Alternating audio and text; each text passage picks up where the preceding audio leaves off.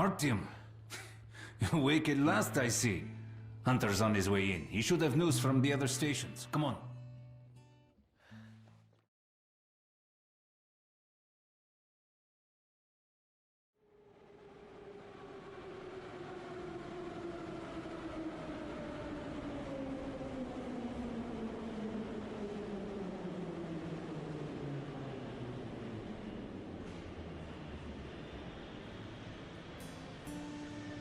From the beginning of the game, we know that Artyom lives at the exhibition metro station, and the closest to a family he has is his adopted father, Alexander Sukhoi, or Alex, as in the game.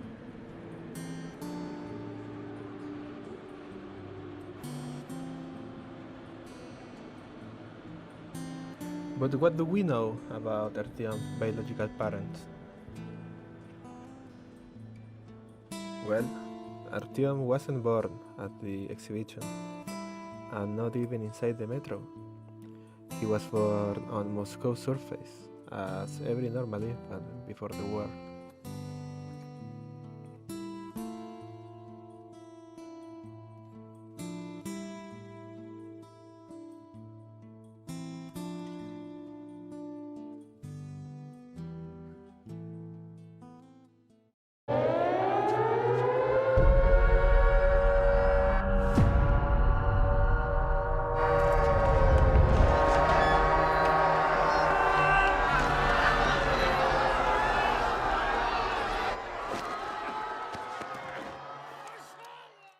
The nuclear apocalypse happened, his parents were forced to enter the metro to survive.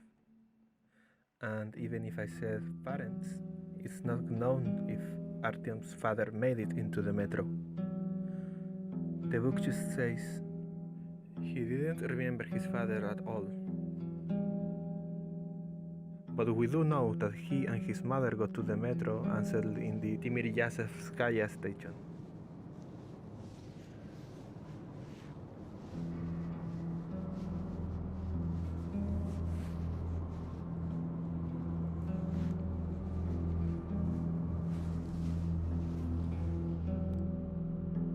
There was a side tunnel at the far north end of the station, a disregarded branch of the primary northern leg, which descended to great depths, ending on hundreds of abandoned corridors and freezing labyrinths. A kingdom of sorts, but not for humans.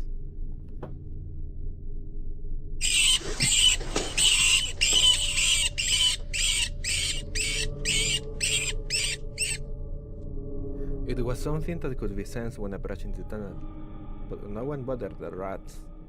No one ever descended into their dominions, and no one even dared to violate their borders. But in the end, they came to people, the rats.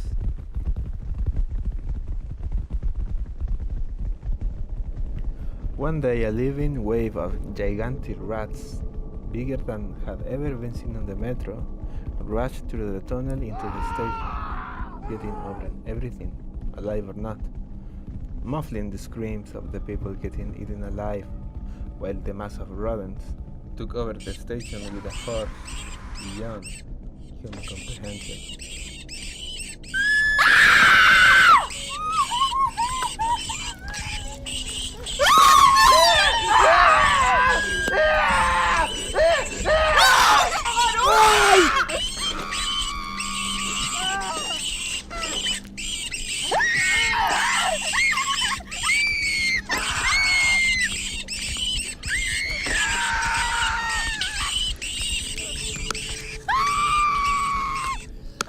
Luckily, there was a motorized trolley at the south end tunnel of the station, guarded by a group of 5 men, which after one of them heard the shouts of anguish from the station, entered only to see the station perishing by rats.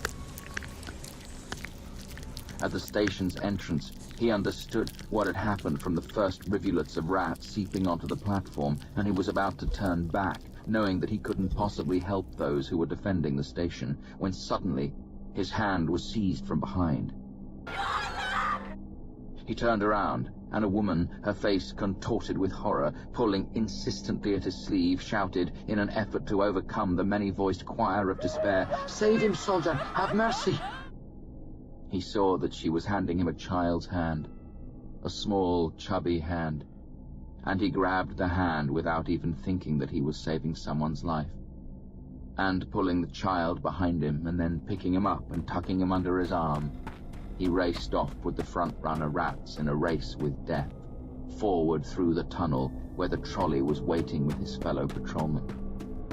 He started to shout at them from afar, from a distance of 50 meters or so, telling them to start up the trolley. Their trolley was motorized, the only one of its kind in the surrounding 10 stations, and it was only because of it that they were able to outrun the rats. The patrolman raced forward and flew through the abandoned station of Dmitrovskaya at full speed, where a few hermits had sought shelter, just managing to shout to them, "Run! Rats!" without realizing that there was no chance of the hermits saving themselves. As they approached the cordons of Savyoloskaya, with whom, thank God, they had peaceful arrangements, they slowed down so they wouldn't be fired at. They would have been taken for raiders at such high speed, and they shouted at the top of their lungs to the guards, "Rats! The rats are coming!" They were nearly at the station, soaked in sweat, shouting at the Savyoloskaya guards about their narrow escape from death. Meanwhile, the guards at the post were quickly pulling the cover off some kind of impressive-looking piece of kit.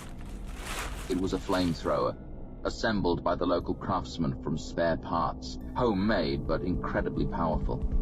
When the first ranks of rats became visible, gathering force, and you could hear the rustling and the scratching of 1,000 rats' paws from the darkness, the guards fired up the flamethrower, and they didn't turn it off until the fuel was spent. A howling orange flame filled the tunnel for tens of meters and burned the rats, burned them all, without stopping, for 10, 15, 20 minutes. The tunnel was filled with the repulsive stench of burnt flesh and the wild screeching of rats. And behind the guards of Savyoloskaya, who had become heroes and had earned fame along the entire metro line, the trolley came to a stop, cooling down. On it were the 5 men who had fled from Timiriazeskaya station, and there was one more, the child they had saved. A boy, Artyom. The rats retreated. Their blind will had been broken by one of the last inventions of human military genius. Humans had always been better at killing than any other living thing. The rats flowed backwards and returned to their enormous kingdom, whose true dimensions were known to no one.